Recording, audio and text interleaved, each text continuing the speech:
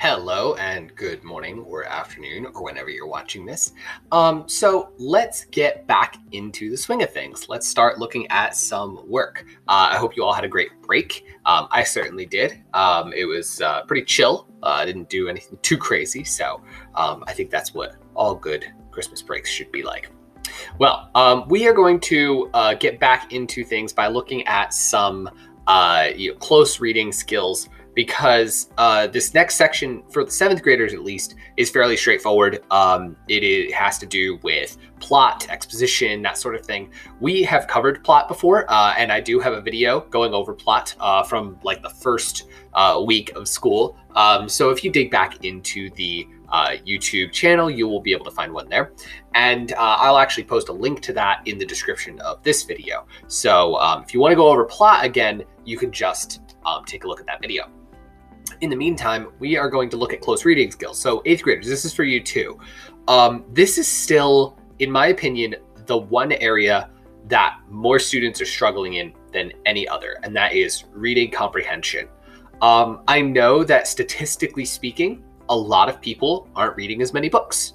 I find that sad. I'm a big book reader. I love books, but I'm not going to say that everybody, has to read books all the time. But you do need to be able to know how to read and comprehend what you're reading. As you can see here, there are a few words that they have highlighted as supposedly difficult words that are going to be important for you to understand in order for you to read the passage. Okay, but what I'm finding is that a lot of you are reading these and struggling not just with the vocab words, but just with the regular words. Okay, so there's nothing that I can do to reach out and put words in your brain so that you know them. So you need to be able to know how to read especially difficult texts. This I don't consider a difficult text, but if you don't know the words, it's going to be difficult. You need to be able to read these difficult words and recognize that you don't know what they mean and look them up. Okay, so I'm going to model what this looks like, okay? And any words that seem like they might be a little strange or different or, oh, it's a big word, I don't know, I'm going to stop and I'm going to look it up. Okay, you ready? Antonio, let's start by from Amigo Brothers. Okay, so I don't know what amigo means. Just kidding. It means friend, right? Spanish. So you should know from some basic Spanish. Amigo means friend, and if you don't know that, now you know. Okay, Amigo Brothers by Perry Thomas. So here's a picture of boxing. So now I know that this is going to be about boxing. Antonio was passing some heavy time on his rooftop.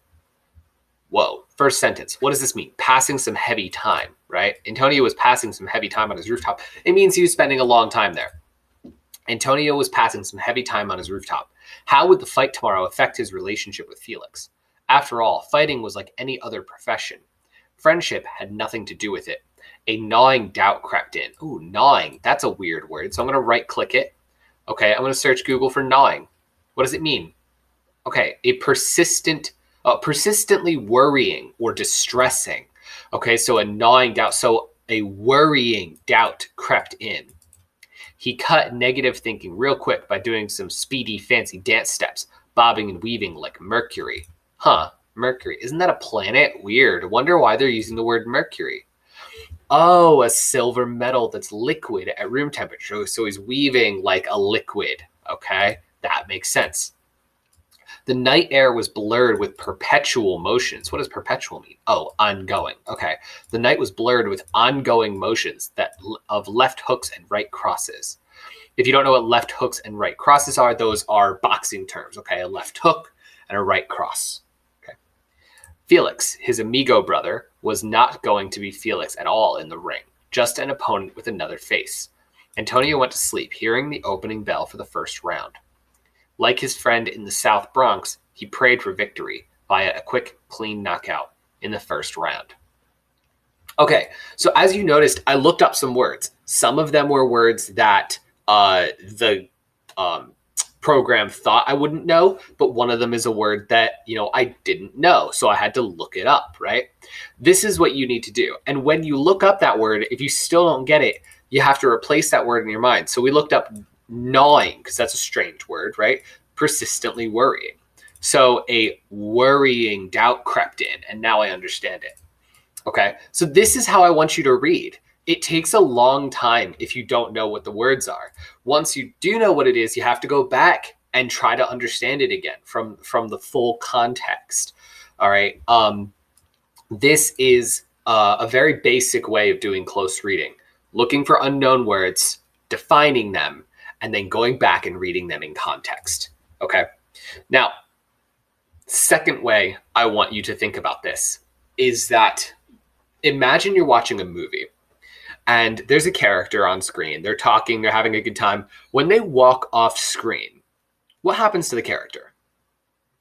Do they disappear from the story? Are they not there anymore? Or can they come back at any time? Right? I think you know the answer to that question. Characters can leave and come back into focus, right? You need to be able to do the same thing with your reading. Okay, we don't see this character, this other person, okay, Felix. We don't see this other character, but we know that he's out there in the world somewhere. And we know that our character's thinking about him. So our minds shouldn't just be looking at exactly what the words are saying.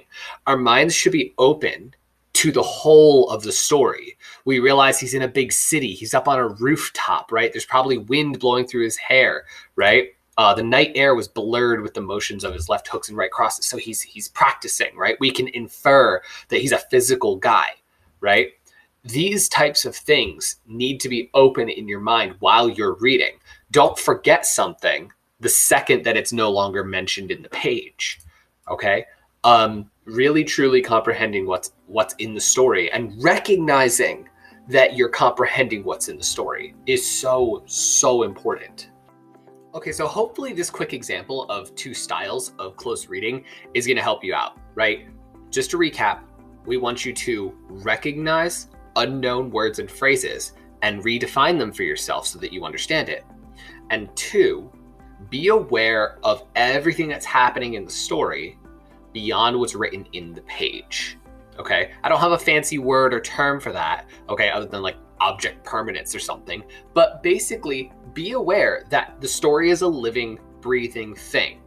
When you read it, you are accepting the world of the story, and you need to put yourself in that headspace, okay? And the first step to doing that is literally just knowing what the words that you're reading mean, okay? Good luck as you continue to read these stories. I will see you next time.